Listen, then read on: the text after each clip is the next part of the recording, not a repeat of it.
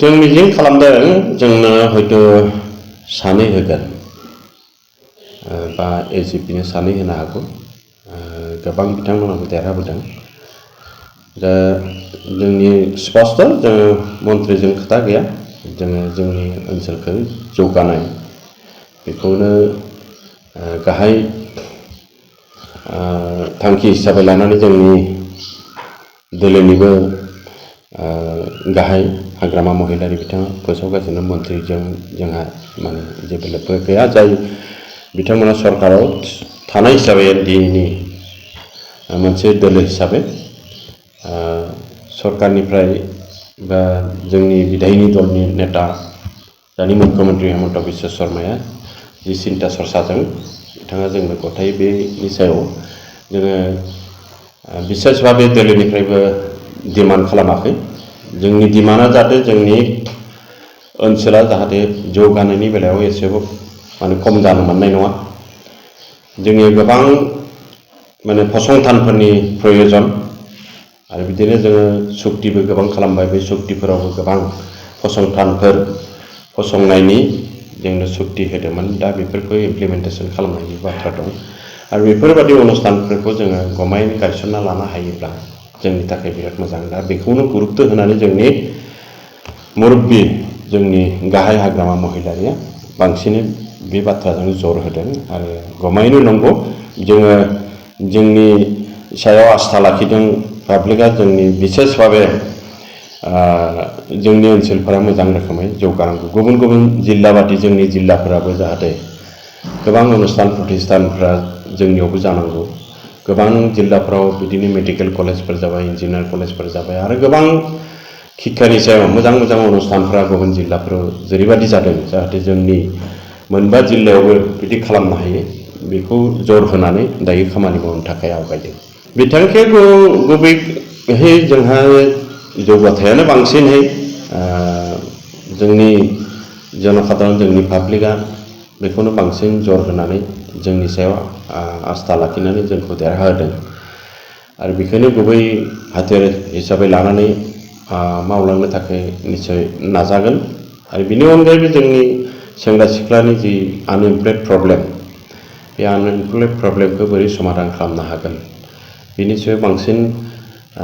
नोजोर होनानै जों खामानि मावनांगोन आरो बेखौ आं हारसिं नाजानायनि गेजेरजोंबो जाया आरो सरकारा बेनि सायाव पलिसि लादों थांनाय बोथोरफोरावबो पलिसि लादों बिटिसि सरकाराबो दायो पलिसि लादों जोंनि जायफोरा साख्रि मोनि सेंग्रा सिख्लाफोर दङ बिसोरखौ माबायदि संस्थापन खालामनानै सोलिनो हानायनि बेबस्था खालामनो हायो बेनि सायाव पलिसि दं स्टेट गभर्नमेन्टआबो पलिसि दं आरो बेफोरखौ इमप्लिमेन्टेसन खालामनायनि गेजेरजों जोङो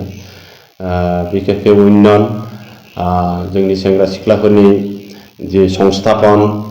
साख्रि मोननाया मोनलांगोन साख्रि मोनैफ्रा माबा मोनसे खालामनानै जानो हानायनि बेबस्था बे पलिसियाबो जोंनि सरकारनियाव दङ जेला जों बेफोरखौ मोजां रोखोमै इमप्लिमेन्टेसन खालामगोन आरो बेनि अनगायैबो निस्सय जिहेतु आङो साब डिभिजनेल हेडक्वार्टारनि जोंनि भेरगाव साब डिभिजन हेडक्वार्टार समस्तिनि आङो बिजाथि जाबाय बे हिसाबै साब डिभिजनखौ पूर्णांग रुप होनायनि बाथ्रा दं दिनैनि साब डिभिजन जादोंब्ला बेहाय जुडिसियेल गैया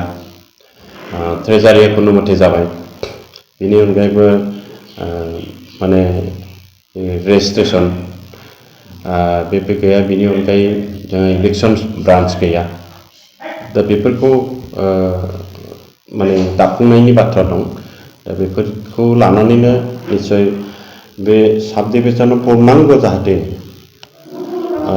खालामनो हायो बेनि सायाव जोङो निस्सय नाजागोन आरो आं बिसेस भाबे बिधान सभानि गेजेराव गाहाय रल लानानै जाहाथे सरकारनिफ्राय बेफोरखौ आदाय खालामनानै जोङो पूर्णांग मोनसे साब डिभिजन हिसाबै बानायनो हायो बिनि सायाव जोङो जर होगोन